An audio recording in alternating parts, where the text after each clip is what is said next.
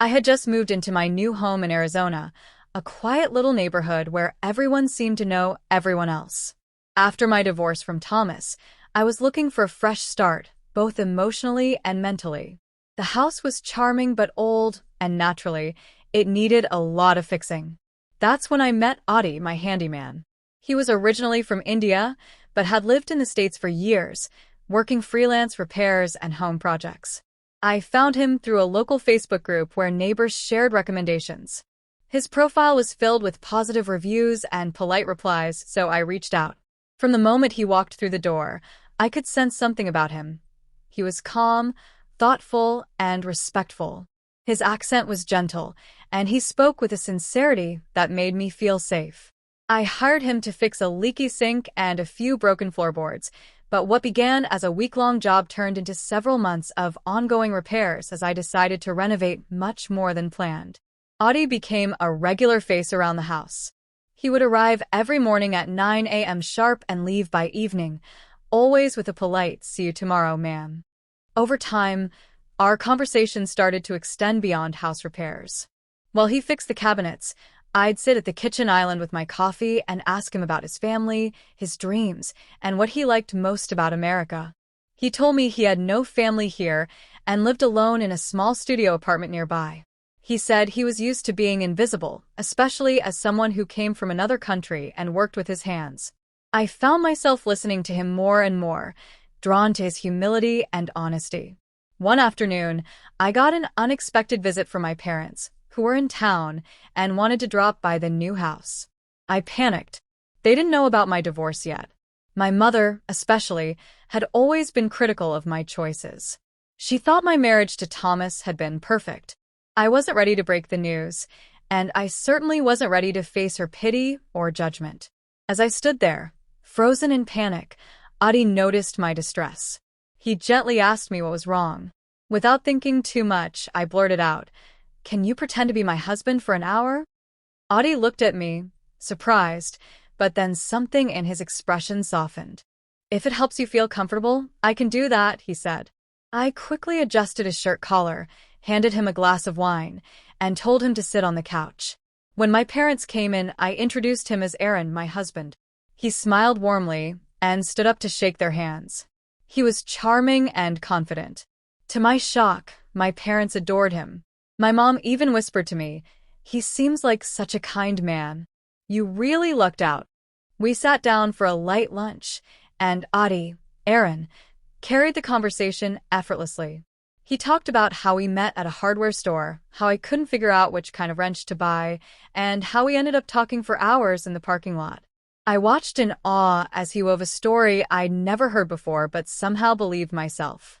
My dad asked about his work, and he spoke respectfully about being a handyman and how he took pride in his craft.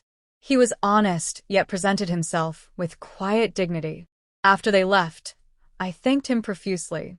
He shrugged it off like it was no big deal. "You helped me feel like someone today," he said, walking back to his tool bag. That night, I couldn't stop thinking about what he said. It made me realize just how unnoticed he must often feel, despite being so capable and good-hearted. The act didn't stop there.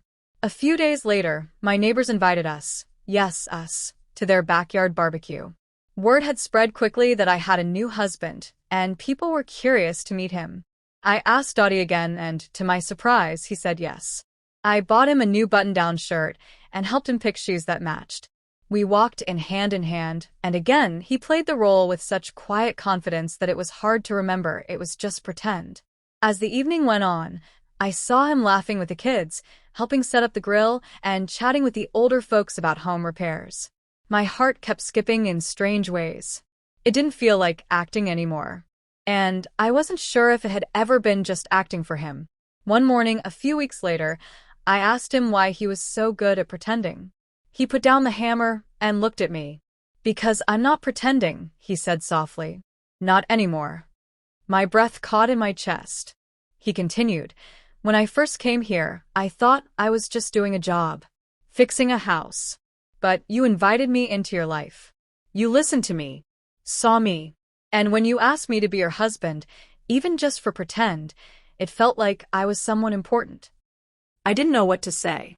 For the first time in years, I felt something real, something I hadn't even known I was missing. I stepped forward and took his hand. "You are important," I whispered. "More than you know." We didn't talk about it much after that. But something shifted. Audie still came every day, but now he brought flowers with him.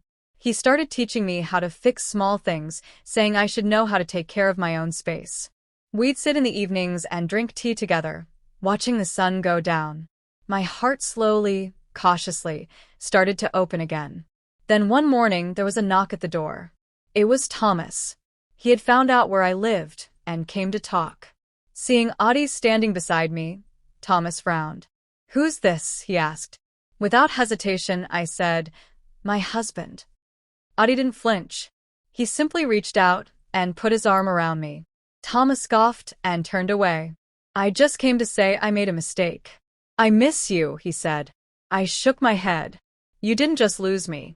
You never really saw me." "He does." That night, I told Audie everything.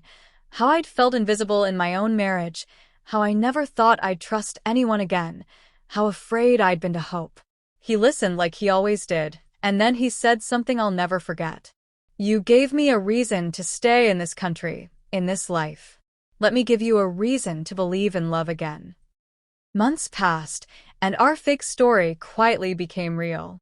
I legally changed my last name again, this time not because I had to, but because I wanted to. Audie, who now went by Aaron in public to make things easier, became a part of every room in my house, not just the ones he fixed. He painted the nursery when we found out we were expecting, built the crib with his own hands, and read stories to my belly at night. Sometimes people still ask us how we met. We smile and say, in the middle of a home repair project. But the truth is, he didn't just fix the house. He fixed the broken pieces inside me that I didn't know could be repaired. And in pretending to be my husband, he ended up becoming everything I had ever dreamed a partner could be. It's strange how life works. How sometimes the people who arrive quietly, through a leaky pipe or a broken light switch, can end up turning your whole world right side up. Audie wasn't just a handyman. He was the man who reminded me what love could look like. Not flashy or loud, but strong, dependable, and kind. And every time I look at him now, I thank the universe that I had the courage to ask him, even just once, to pretend. Because pretending led us both to something real. And I wouldn't trade that for anything.